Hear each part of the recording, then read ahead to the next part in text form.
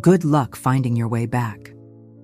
My daughter and her husband laughed, abandoning me on a desert road in Egypt. I watched them drive away. They had no clue I was the sole heir to a $330 million fortune, and they had just failed the final test. If you're watching this, subscribe and let me know where you're watching from.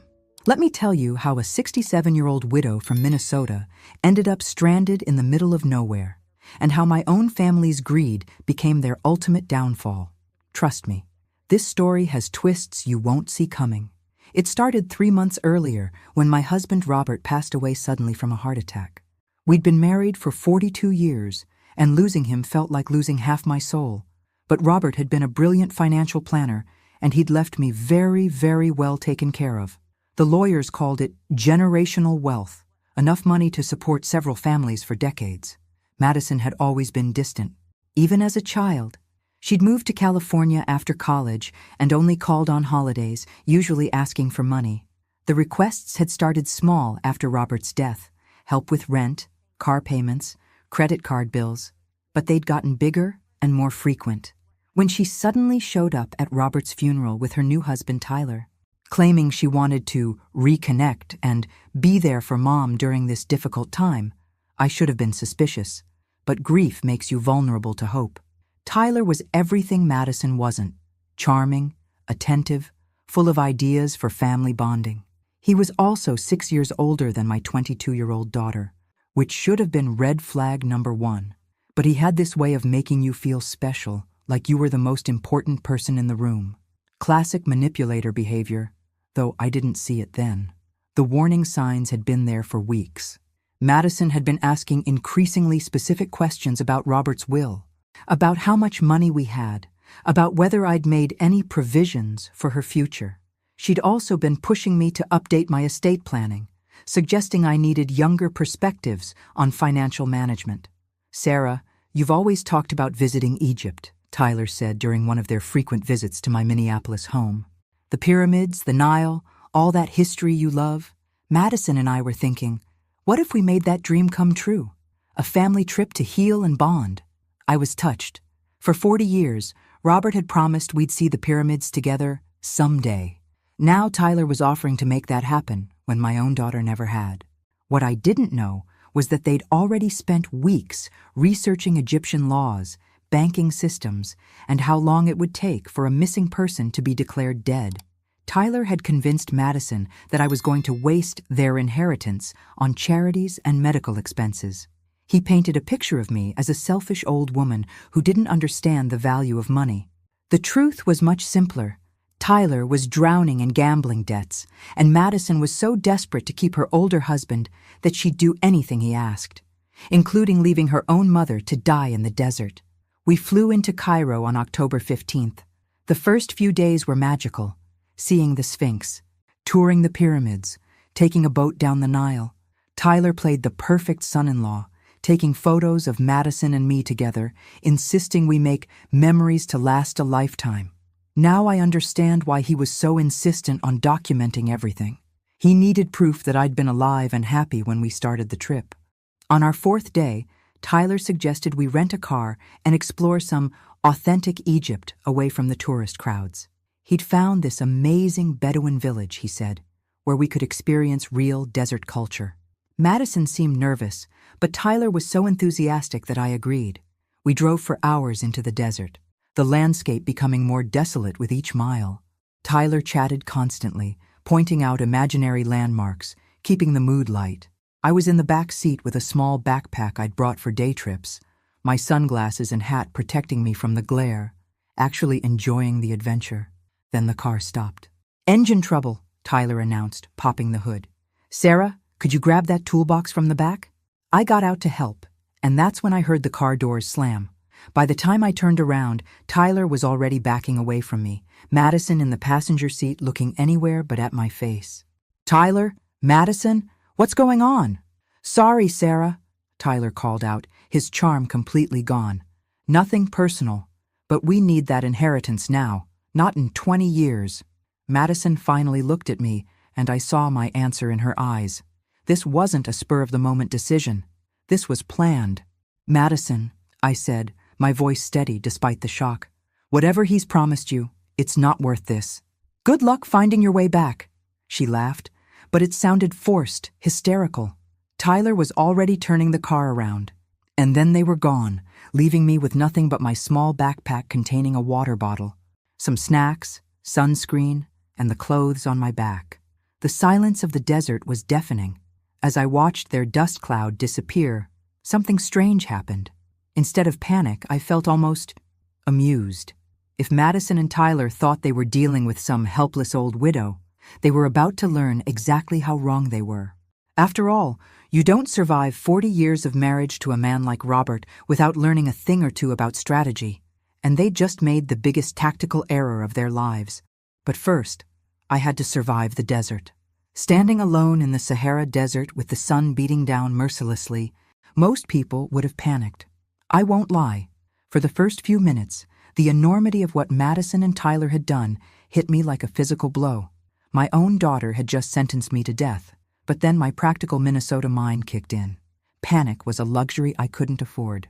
I had water for maybe 12 hours, some crackers, and sunscreen in my pack. The nearest civilization could be anywhere from 10 to 100 miles away. Time to prioritize. I looked around, taking inventory of my situation.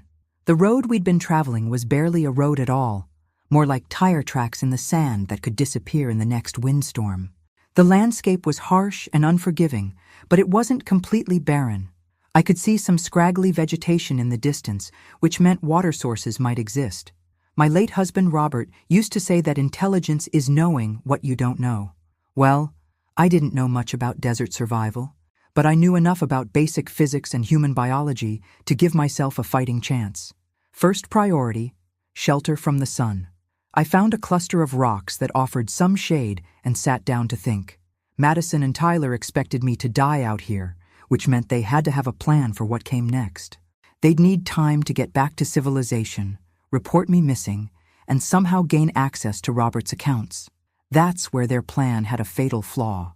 They knew I was wealthy, but they had no idea how Robert had structured our finances. My husband had been paranoid about family members getting greedy after his death, probably because he'd seen it happen to his own father. Every major asset was locked in trusts with specific conditions that even I didn't fully understand.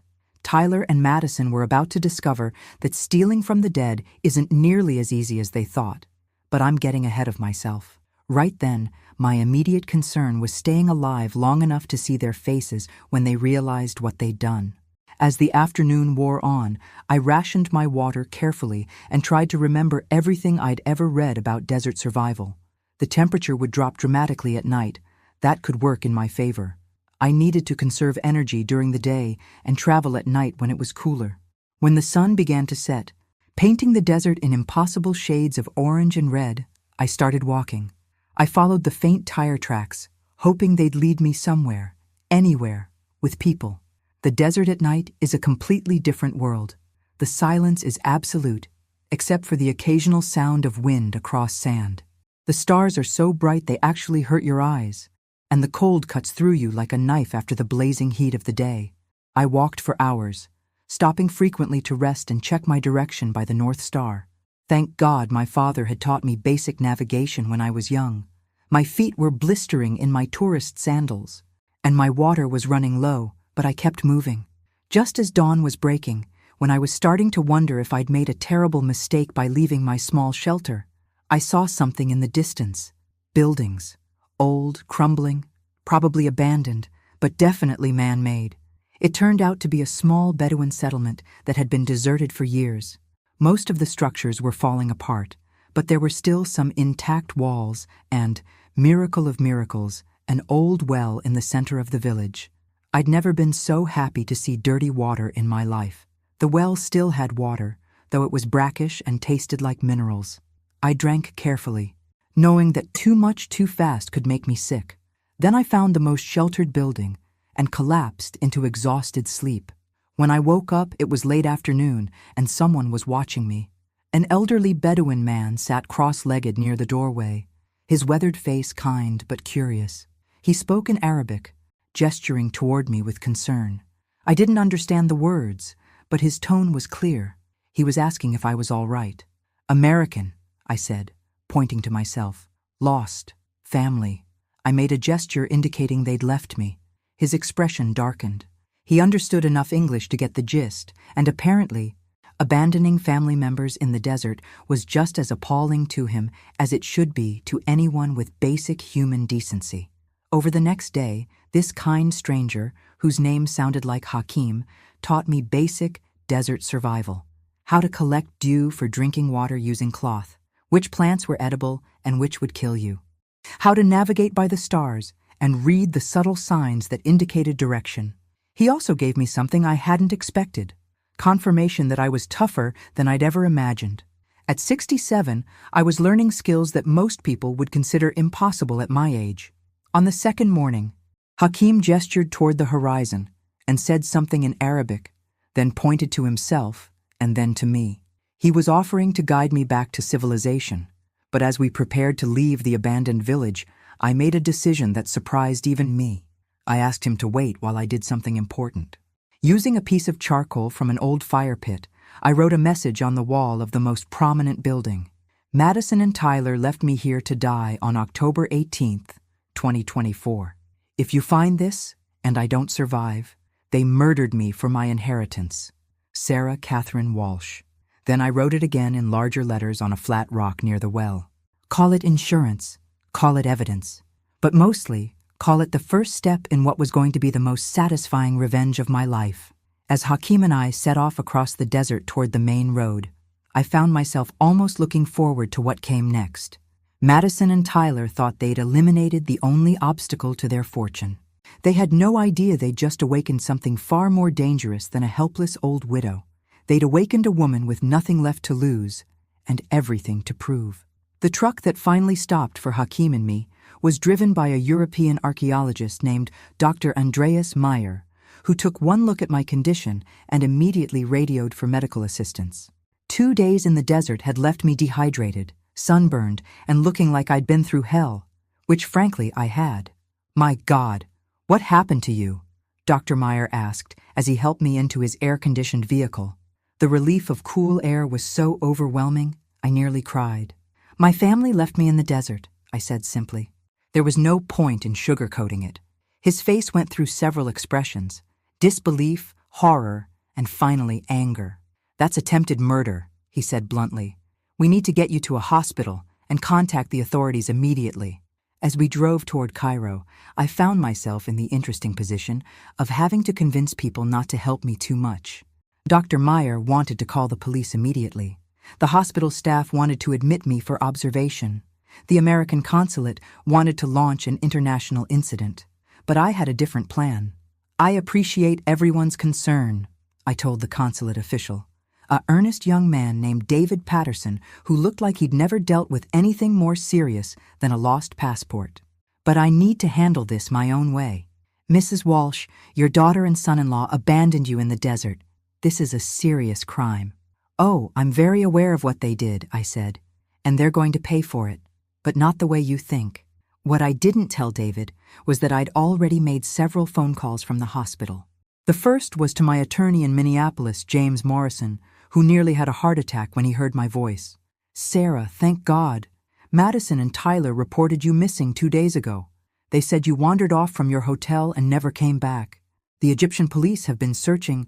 James, I interrupted. I need you to listen very carefully. Madison and Tyler tried to kill me. They left me in the desert to die. Do not, under any circumstances, give them access to any of Robert's accounts or assets. There was a long silence. My God, Sarah, are you certain? I spent 2 days in the Sahara Desert with nothing but a water bottle and some crackers. I'm very certain. What do you want me to do? For now, nothing. Let them think their plan is working.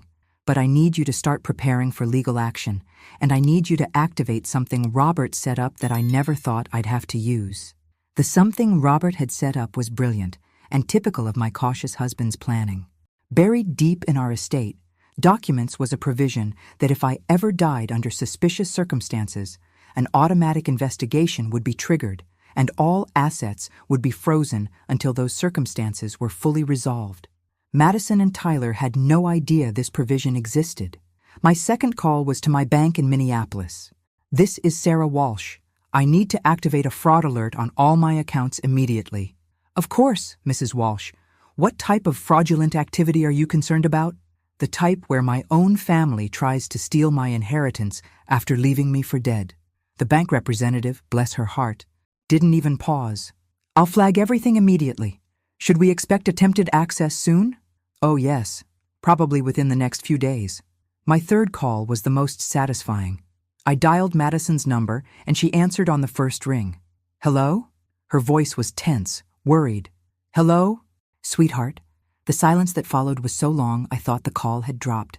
Mom? She finally whispered. But how? Where are you? I'm in Cairo, Madison. Alive, in case you were wondering. Though I suppose that's not what you were hoping to hear. Mom, I don't understand. We've been looking everywhere for you. You disappeared from the hotel and— Cut the act, I said, my voice harder than I'd ever heard it. I know exactly what you and Tyler did.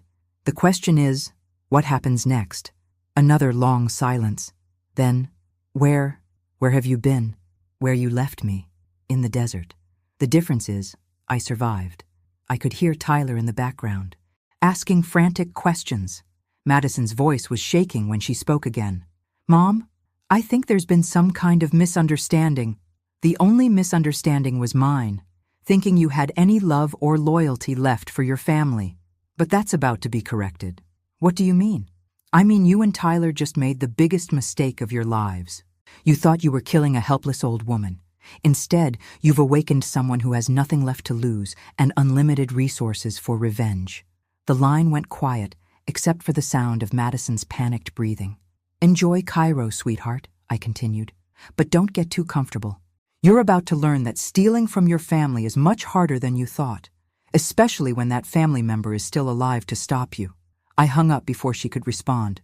Dr. Meyer had been right about one thing. What Madison and Tyler had done was attempted murder, but legal prosecution would be quick and clean, over in a matter of months. What I had in mind was going to last much, much longer. Over the next 2 days, while I recovered in a luxury hotel in Cairo, paid for with a credit card that Madison and Tyler definitely couldn't access, I put the rest of my plan into motion. First, I hired a private investigator in Minneapolis to dig into Tyler's background. What I learned was fascinating.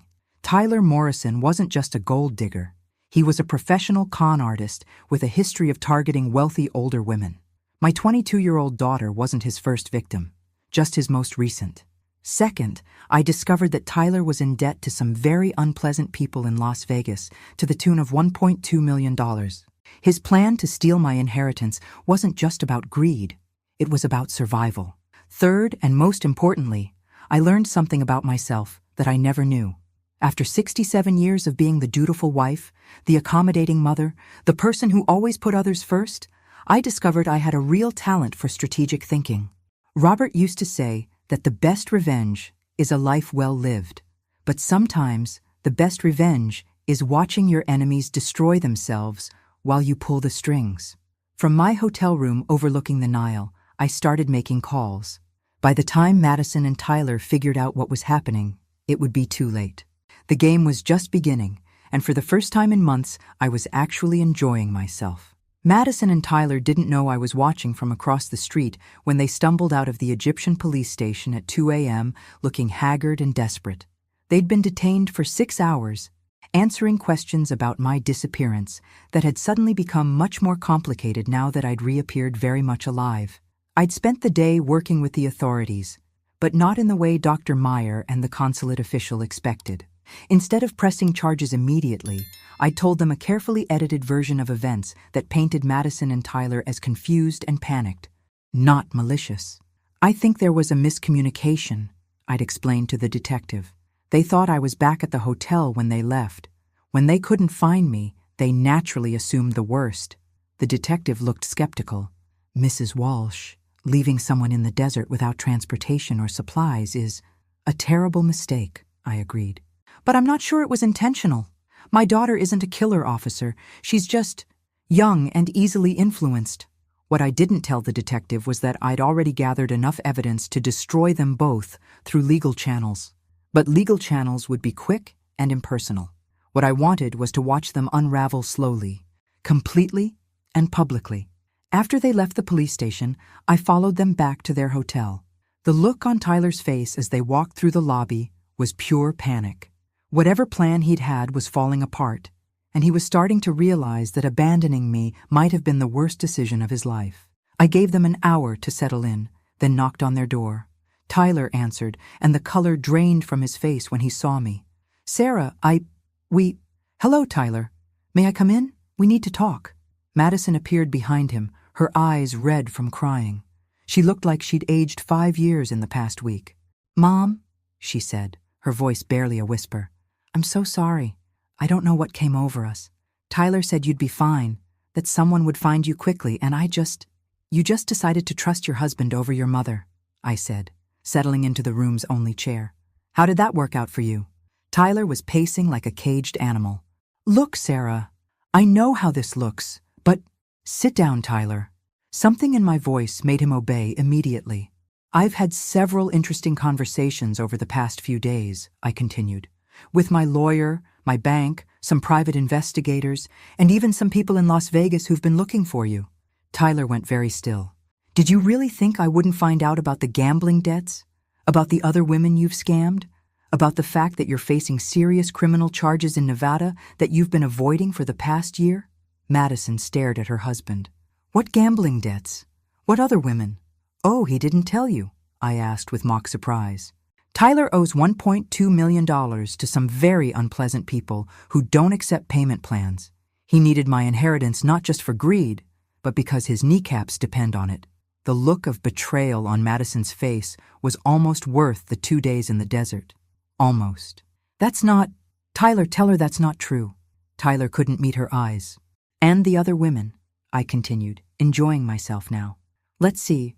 There was Mrs. Henderson in Phoenix, $400,000, Mrs. Chen in San Diego, $200,000, and my personal favorite, Mrs. Blackwood in Seattle, who Tyler married and divorced in the same year, walking away with half her assets." Madison sank onto the bed, staring at Tyler like she'd never seen him before. "You've been married before?" "Technically, he's still married to Mrs. Blackwood," I said, "which means his marriage to you isn't legal.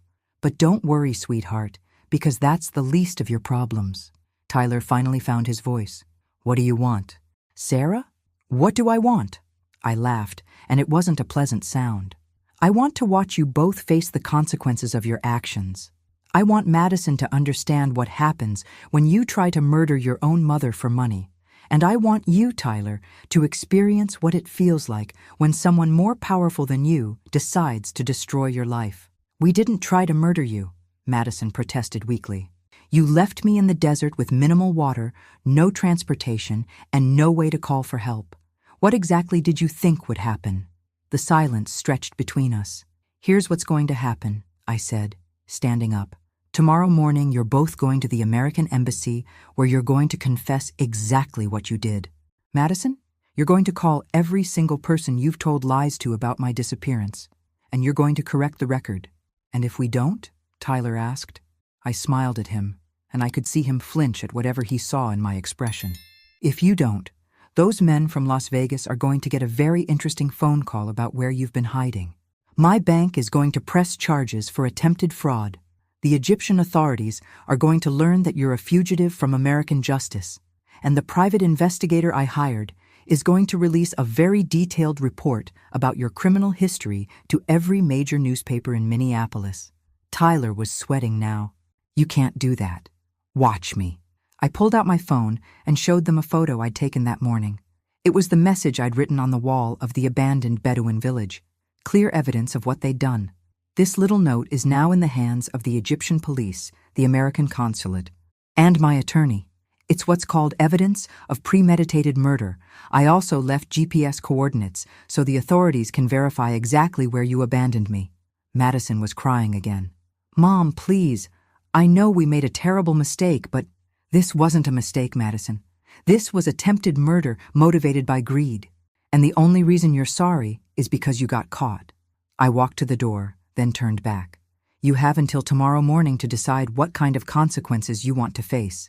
The easy ones or the hard ones, but either way, you're going to face them." As I left their hotel room, I could hear Madison screaming at Tyler, demanding to know what else he'd lied about. The sound was music to my ears. The next morning, I treated myself to breakfast on the hotel terrace overlooking the Nile. The sun was shining, the coffee was excellent, and somewhere across the city, two people who'd tried to kill me were discovering exactly how much power a determined woman with unlimited resources could wield. Madison had called me 3 times already. I wasn't answering. Tyler had called once. I'd answered that one just to hang up on him. By noon, they'd be at the embassy, confessing everything. By evening, they'd be on a plane back to Minneapolis, where a very different kind of justice would be waiting. But the best part? They still had no idea what I had planned for them when we got home. The beautiful thing about having real money, the kind of generational wealth that Tyler and Madison had tried to steal, is that you can afford to be patient. You can hire the best people, wait for the perfect moment, and strike with precision that leaves your enemies completely destroyed. 3 weeks after returning from Egypt, I was sitting in the office of Harrison and Associates, Minneapolis's most prestigious private investigation firm.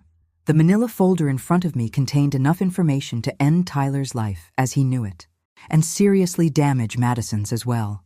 "Mrs. Walsh," Harrison said, leaning back in his leather chair, "I have to admit, this is the most comprehensive revenge operation I've ever been hired to execute." "I prefer to think of it as justice," I replied, sipping my coffee. "What's our timeline?" Harrison opened his laptop. Tyler's creditors in Las Vegas received an anonymous tip about his location yesterday. They'll be in Minneapolis by Friday. His illegal marriage status has been reported to the appropriate authorities. Bigamy charges will be filed Monday morning. And his probation officer in Nevada, who apparently had no idea where he'd been for the past year, is very interested in having a conversation with him. And Madison? The IRS received some very interesting information about unreported income and tax evasion. Apparently Tyler's been using her Social Security number for some creative financial arrangements. She's looking at serious federal charges. I nodded, feeling a satisfaction I hadn't expected. 3 weeks ago, I would have felt guilty about destroying my own daughter's life. Now, after surviving in the desert and discovering exactly what my 22-year-old daughter was capable of, I felt nothing but cold determination. "There's more," Harrison continued. "We traced Tyler's pattern back 7 years. 12 different women, combined losses of over $3.8 million. The FBI is very interested in what we've uncovered.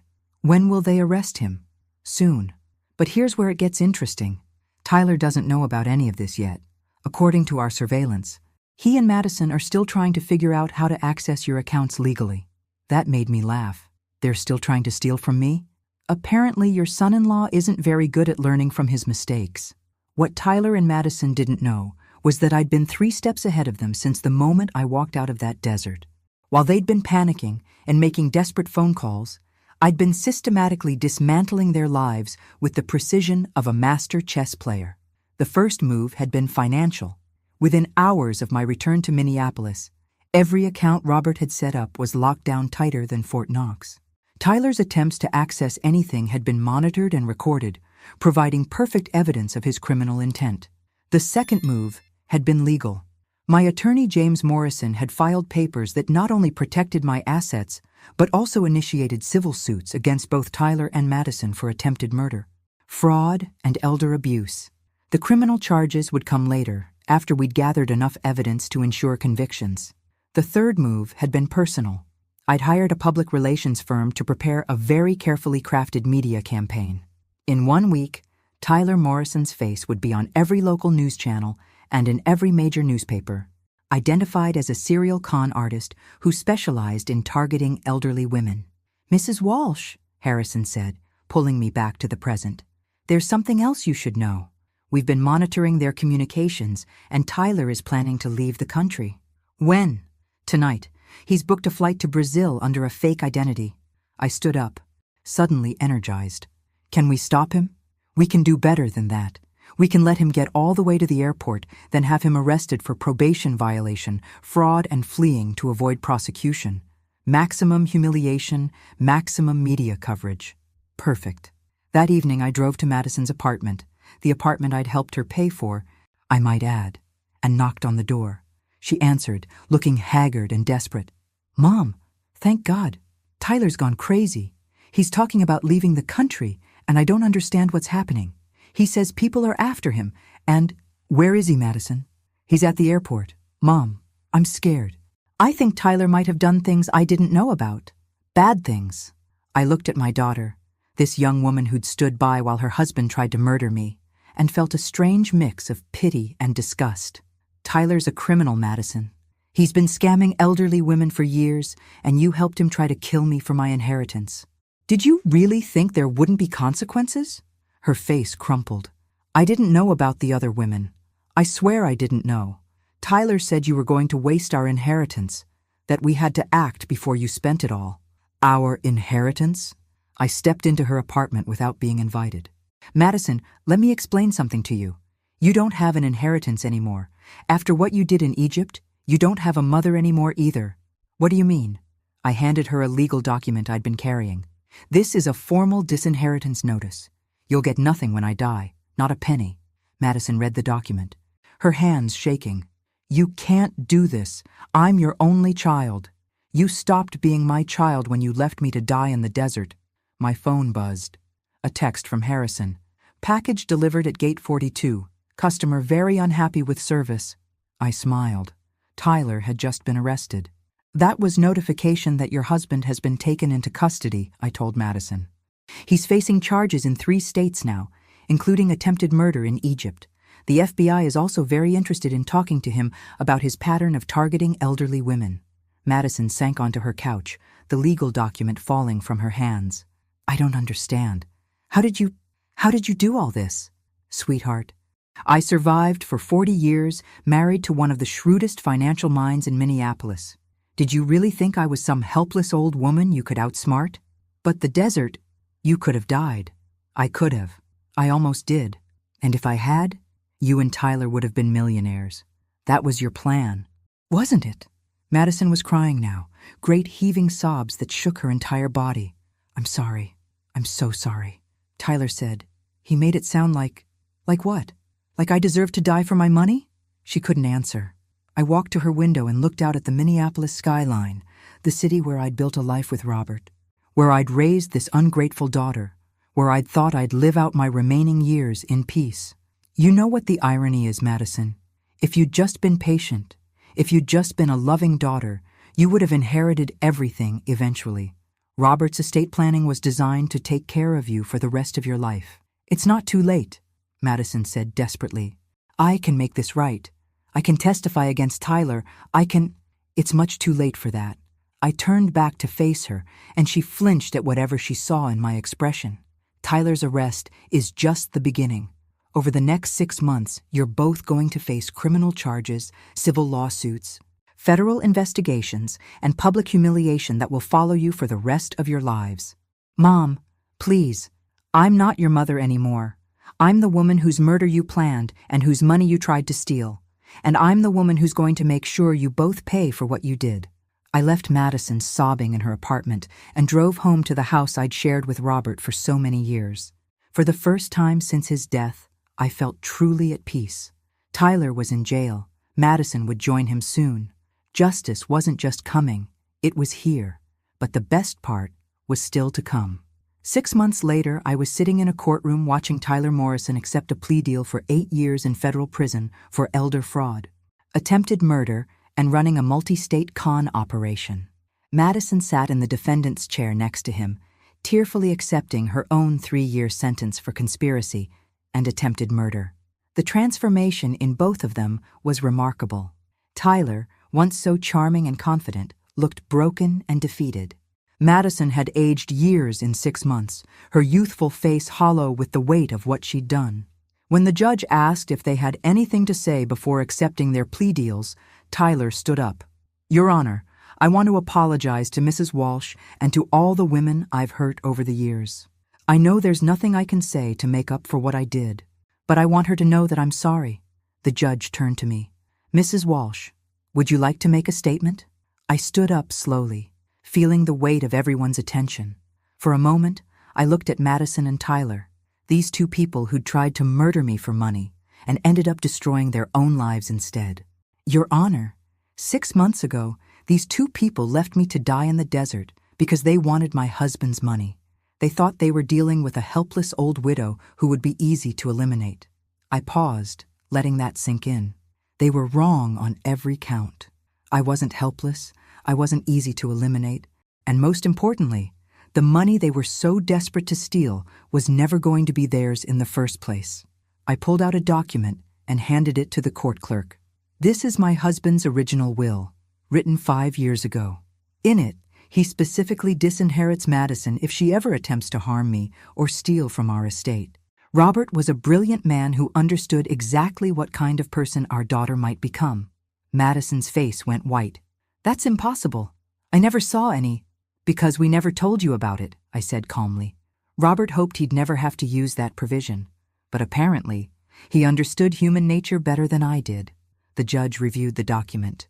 Mrs. Walsh, this appears to be a valid legal provision. It is, which means that even if their plan had succeeded, even if they'd managed to kill me, Madison would have inherited nothing. The entire estate was designed to go to charity if anything suspicious happened to me. The silence in the courtroom was absolute. So you see, Your Honor, they didn't just try to commit murder. They tried to commit a completely pointless murder. They were willing to kill me for money they were never going to get. I turned to face Madison directly. You traded your mother's life for an inheritance that never existed. You chose a criminal over your own family. And now you'll spend the next 3 years in prison thinking about that choice. Madison was sobbing, but I felt nothing. The woman who'd raised her, who'd loved her unconditionally for 22 years, was gone. She'd died in that desert along with any maternal feelings I'd had left. Tyler, meanwhile, was staring at me with something that looked like respect. You planned all of this, he said. From the moment we left you in the desert, you knew exactly what you were going to do to us. I told you that first night in Cairo that you'd awakened something dangerous, I replied. I told you that you'd made the biggest mistake of your lives. You chose not to listen. The judge brought down his gavel, and it was over. Tyler would spend the next 8 years in federal prison. Madison would spend 3 years thinking about what she'd done. And I would spend the rest of my life living exactly as I pleased, accountable to no one and threatened by no one. As they led Tyler and Madison away in handcuffs, I felt a tap on my shoulder. Harrison, my private investigator, was standing behind me with a satisfied smile. How does it feel, Mrs. Walsh? Exactly like I thought it would, I replied. Like justice. That evening, I treated myself to dinner at the best restaurant in Minneapolis. I ordered champagne and the most expensive item on the menu, and I sat by the window watching the city lights twinkle below. Tomorrow, I would start the next chapter of my life. I was thinking about travel, maybe a proper trip to Egypt, one where nobody tried to murder me, maybe a Mediterranean cruise. Maybe I'd buy a house in Italy or France, somewhere warm where I could spend my golden years in peace.